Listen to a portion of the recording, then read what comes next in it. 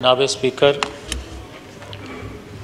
यकीनन आज 180 वोट वज़ीर आज़म शहबाज शरीफ को एतमाद के मिले। इस पर खुशी है हाउस को, वोट देने वालों को भी, मगर उससे बड़ा दुख है, वो चेक करो कि वो उससे बड़ा दुख ये है कि जब 7 साल से पाकिस्तान के अंदर फैसला साजों ने, अदारों में बैठे लोगों ने जो फैसला साजी की, जो एक 7 साल से सर्कस चल रहा है, उसका थोड़ा अशरे अशीर अभी सरदार अख्तर मैंगल साहब उसका इजहार कर रहे थे। यकीनन ये एक दिन के मसाइल नहीं है, ये 75 साल से जो पाकिस्तान में होता आया, जो बुनियाद रखी गई, चलते चलते आज पाकिस्तान इस नहज तक आ गया है कि हर रोज ये बात सुनने को मिलती है। कान दुखते हैं, दिल दुखता है इस बात पे कि पाकिस्तान डूब रहा है।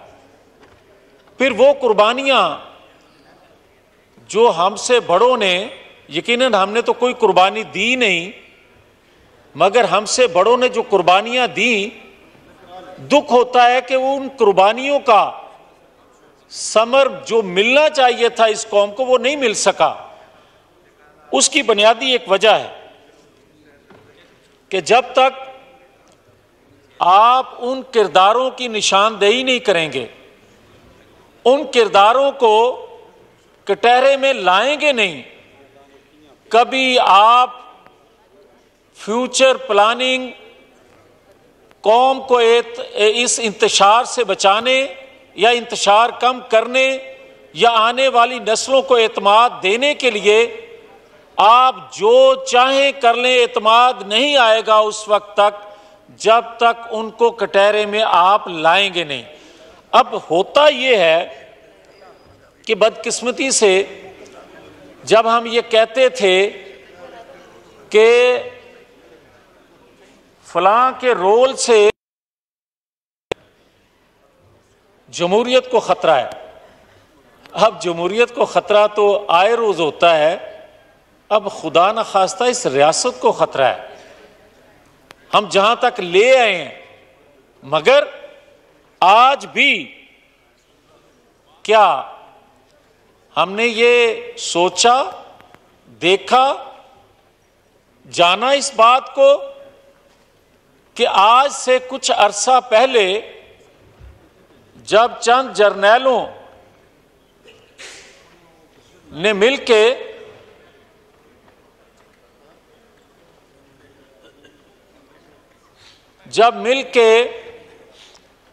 एक प्रोजेक्ट जो है वो लॉन्च किया,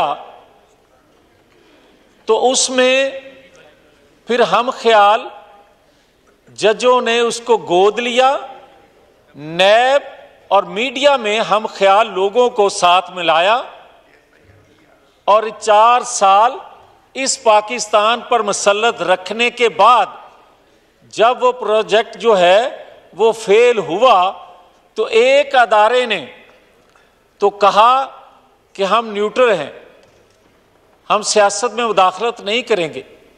हमें वो सुनकर ही खुशी हुई। वो आने वाला वक्त बताएगा कि कितने कोई न्यूट्रल हैं, कितने नहीं, मगर क्या बाकी जो अदारे थे या बाकी अदारों में बैठे लोग थे, क्या वो न्यूट्रल हुए?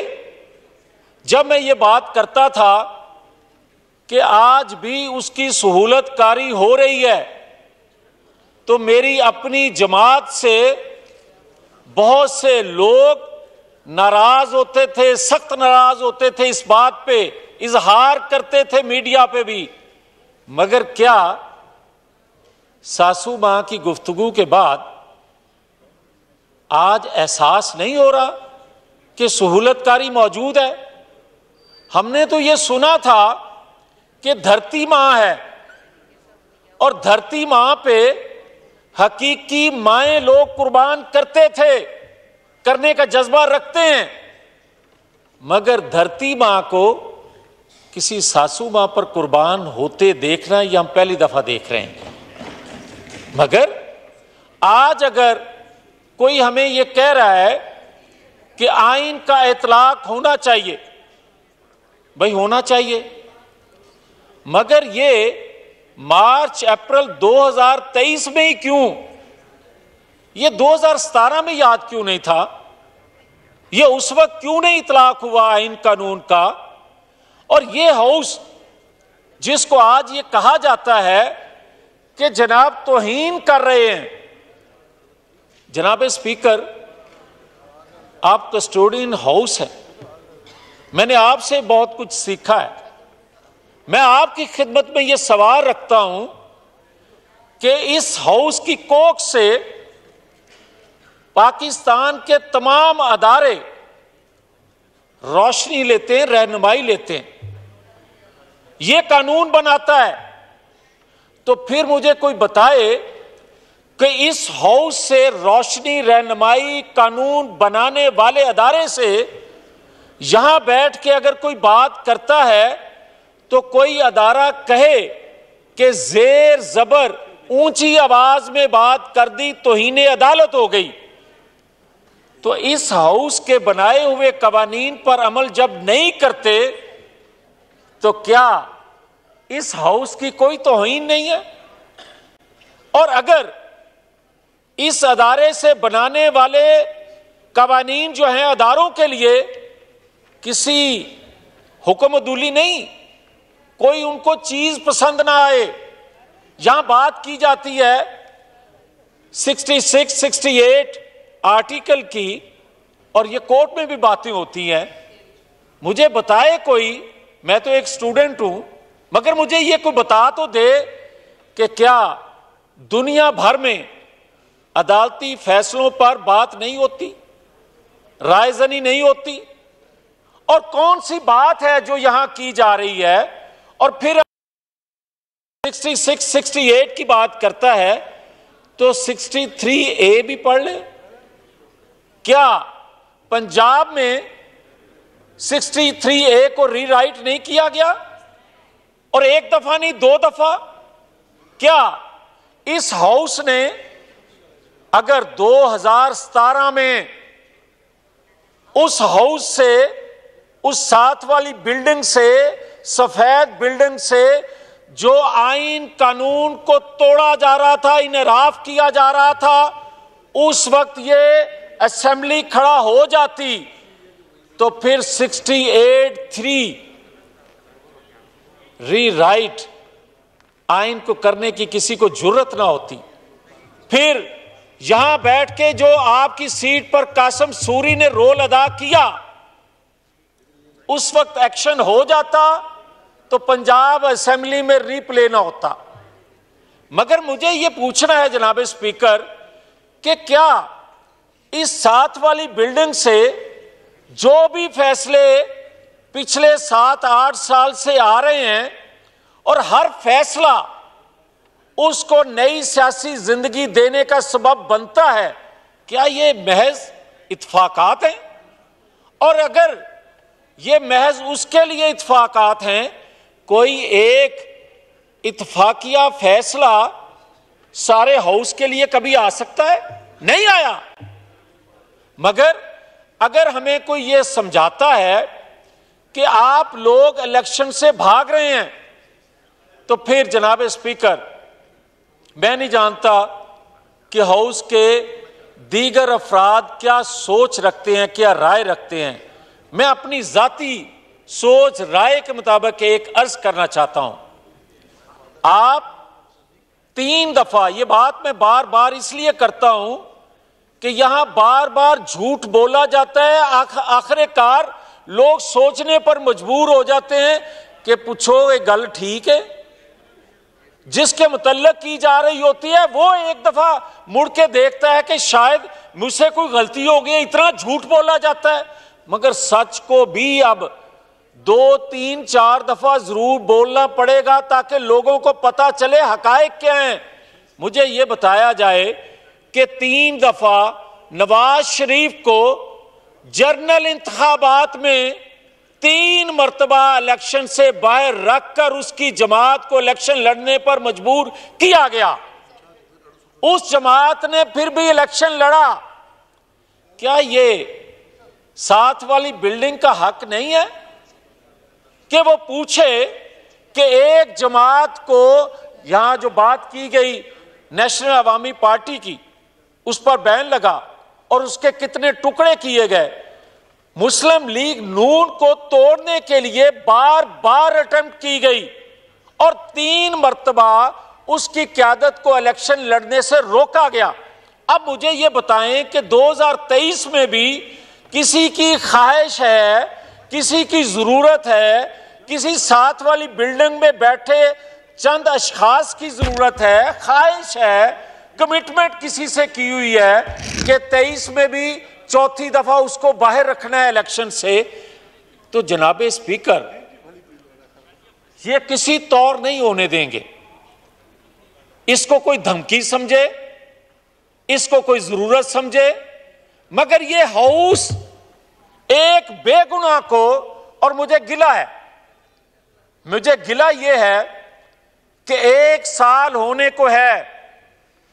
1 साल में जब हम ये बात करते हैं कि जनाब बड़ी महंगाई है, जनाब इलेक्शन नहीं होने देते, जनाब इनके पीछे वो है, भाई मुझे कोई ये बता दे कि क्या 1 साल के अंदर हम कौम को ये बता सके कि हमने अपनी गर्दन क्यों पेश की थी, ये गैर मकबूल फैसला हमने क्यों किया था।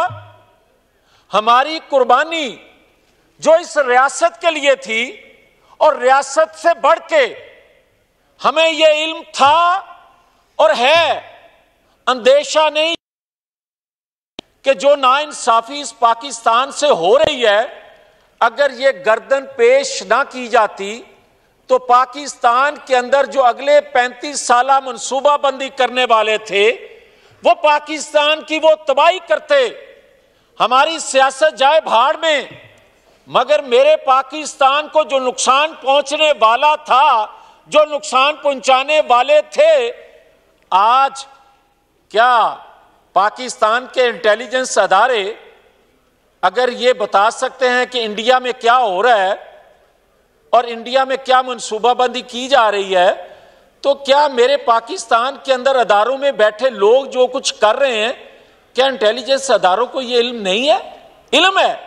तो फिर कोई किस वक्त का इंतजार किया जा रहा है कि हम जो हैं वो पाकिस्तान के लिए कुर्बान होते जाएं, मगर हमारी कुर्बानी को भी शक की निगाह से देखा जाए और दूसरी तरफ उसी तरह की सहूलतकारी मौजूद हो। ये एक साकिब निसार नहीं है, ये जनरल फैज आज भी जिंदा है। मैं बार बार ये बात कह रहा हूं, इनसे बात भी आगे है। बात यह है कि आज पाकिस्तान के अंदर जिन अदारों ने मिलके, उन अदारों में बैठे लोगों ने इसको लॉन्च किया था, आज आलमी अदारे पाकिस्तान के अंदर इससे काम पाकिस्तान के अंदर बैठे लोगों ने लेना था। आज जो काम इससे लिया जा रहा है पाकिस्तान के अंदर इंतशार का, वो आलमी कुव्वतें मिलकर ले रही हैं। जो मैं बात करता हूं कि अदारों में बैठे लोगों को गैर आईनी रोल अदा नहीं करना चाहिए। जब भी वो गैर आईनी रोल अदा करेंगे हम सामने खड़े होंगे, मगर हम ये भी बर्दाश्त नहीं करते कि हमारे आईनी अदारों के खिलाफ आलमी फोर्सेस मनसूबाबंदी करके इसके जरिए उनको कमजोर करें। मगर क्या हमारे अदारों में बैठे लोगों को जो मैं बात कर रहा हूं वो उनके इल्म में नहीं है? और अगर ये बात उनके इल्म में है तो किस वजह से लोग सवाल करते हैं कि जनाब हर अदालत करे और 20 दिन बाद, महीने बाद जाके ये महज इत्तेफाक है कि इसको माफी दे दी जाए? और दूसरे लोग ये कानून बनाने के लिए कानून साज हाल में मौजूद होकर कोई बात करें तो उन पर कहते हैं कि तौहीने अदालत लगेगी। ये नहीं हो सकता। और जनाब स्पीकर, आखिर में जो बात मैं कहना चाहता हूं,